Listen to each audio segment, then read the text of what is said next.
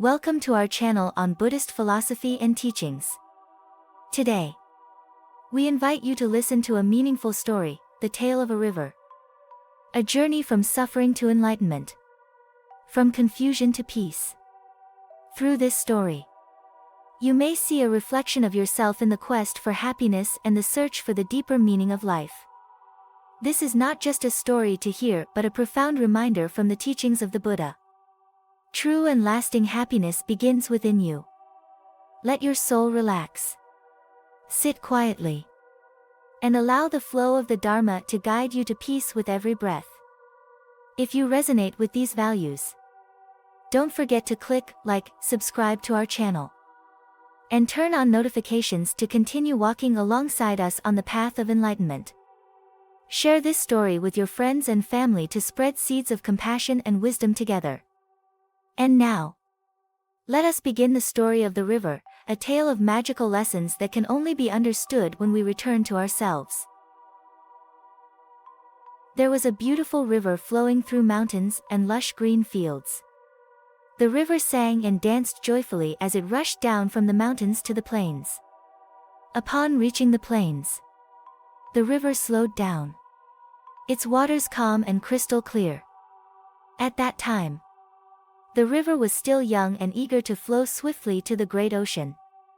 As the river grew larger, it became more beautiful, gracefully winding around hills and golden fields of rice.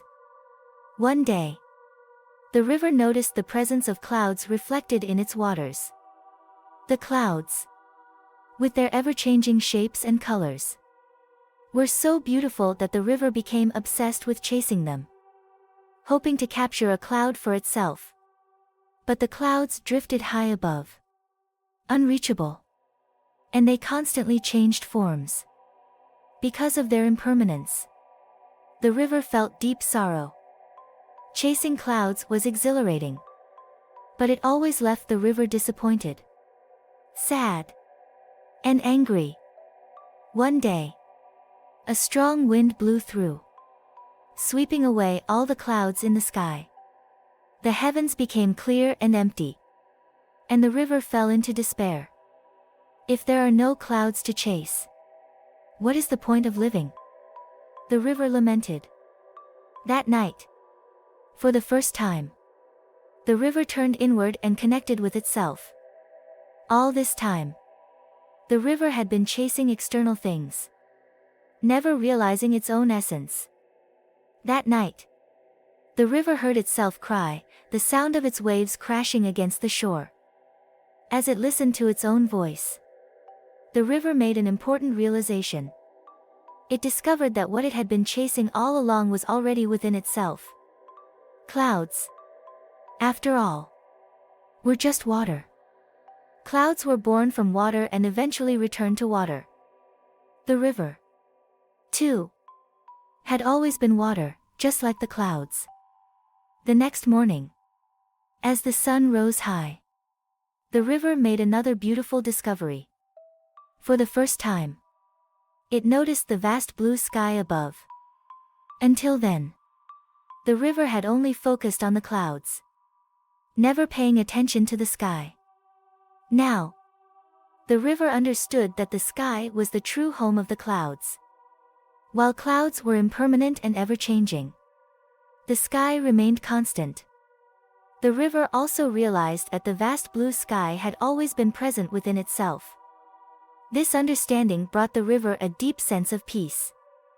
It knew that as long as the sky remained, its tranquility would never fade. By noon, the clouds began to return, one after another. But the river no longer felt the need to chase them. Every cloud that passed by was beautiful, and the river greeted each one with joy. It no longer felt sadness or longing because it understood that every cloud was already a part of itself. A harmonious joy now connected the river and the clouds. That evening, something extraordinary happened. The river opened its heart to embrace the full moon. The round, radiant moon appeared like a precious gem, glowing brightly in the river's clear waters. The clear river reflected the moon perfectly, And together, the moon, the clouds, and the water walked hand in hand, meditating as they journeyed toward the great ocean. There was no longer any need to chase after anything. All that was needed was to return to oneself, to the breath, the smile, and the place one belongs. Where else could be more beautiful than this? Where the pines whisper, the birds sing, and the morning sun shines.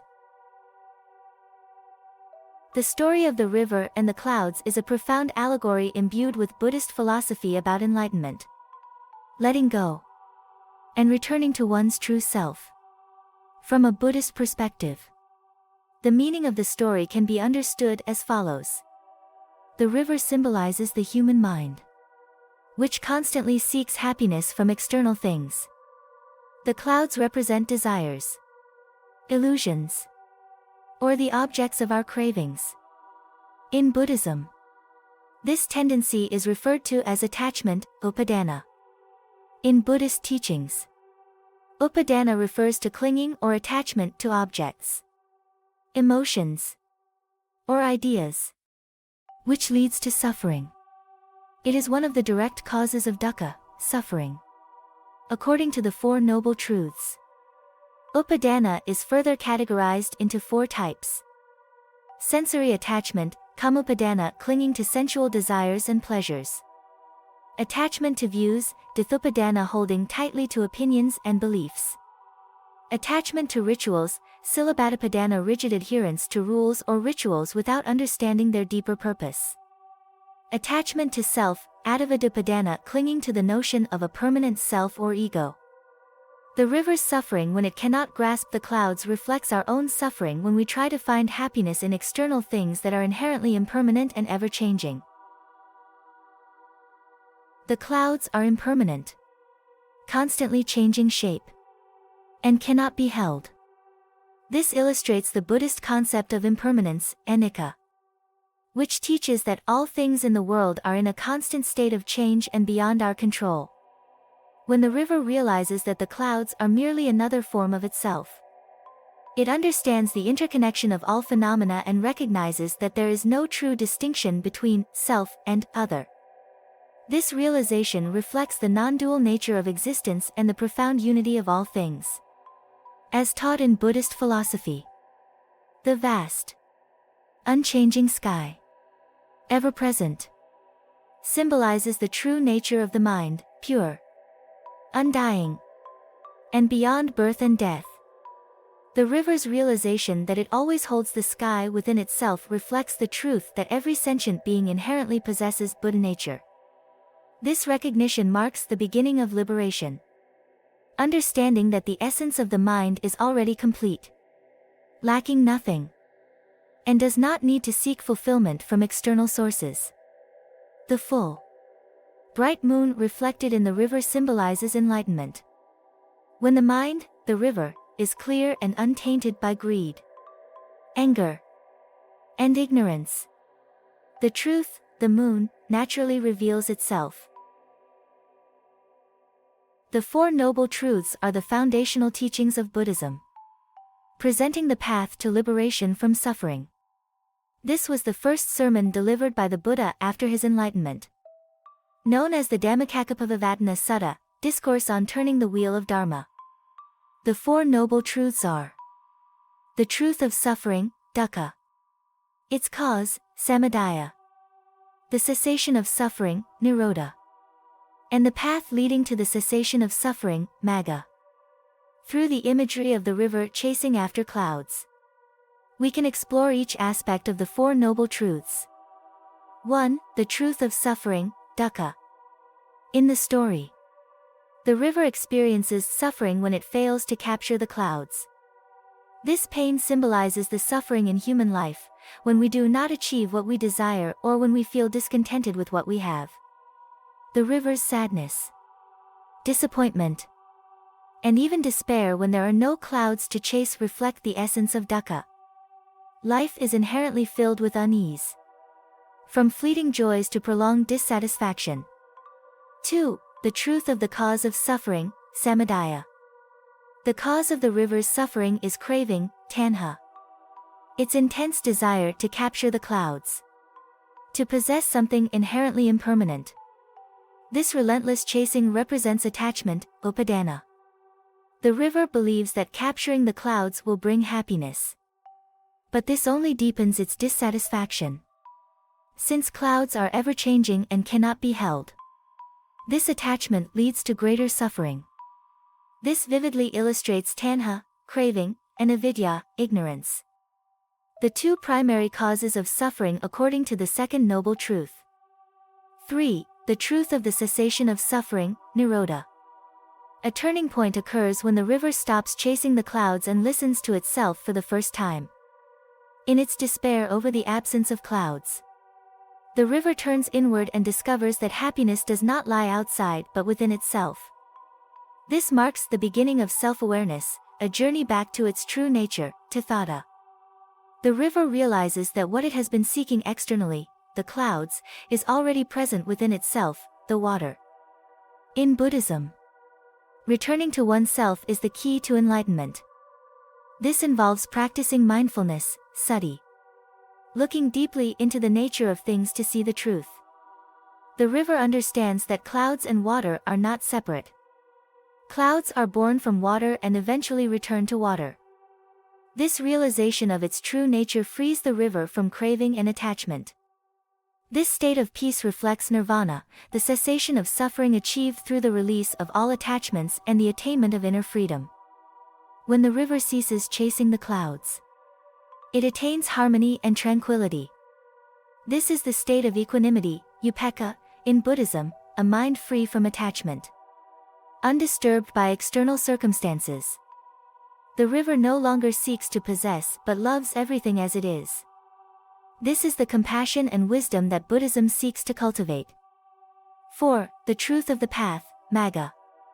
When the river realizes that true peace comes not from chasing clouds but from turning inward, it embarks on a new journey. Living in harmony with the clouds, the sky, and itself. This mirrors the practice of the Noble Eightfold Path. Right view, samadhi. The river recognizes the truth about the nature of clouds, impermanent and unattainable, and water, its true essence. Right thought, samma sankappa. Instead of clinging or negative thinking, the river learns to be content with the present moment. Right mindfulness and right concentration, samma sati. Samma samadhi. The river begins to live in stillness, no longer disturbed by the clouds, and sees the vast sky, a symbol of the true nature of the mind. By practicing meditative flow, slowly moving toward the ocean, and releasing attachments, the river achieves serenity and harmony with all. The story teaches us that happiness and peace are not found in chasing impermanent external things but in returning to ourselves. Living with a tranquil mind. And being content and present in the moment. Practice mindfulness. Let go of attachments. And realize that the clear sky, the unchanging, pure essence, is always present within each of us. The story of the river and the clouds is not merely a beautiful tale about nature. It is also a profound lesson drawn from Buddhist teachings. It reminds us that true happiness does not lie in the things we try to grasp outside ourselves but in turning inward and looking deeply within.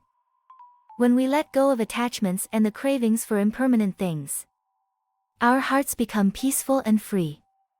Like the clear river that reflects the vast sky. From the river, we learn how to live harmoniously, accept the changes of life, and love everything as it is. Never forget that the tranquil sky, that source of inner peace, has always been present within each of us. All it takes is to pause, listen, and return to yourself. Take time each day to return to your breath and to the serenity within you.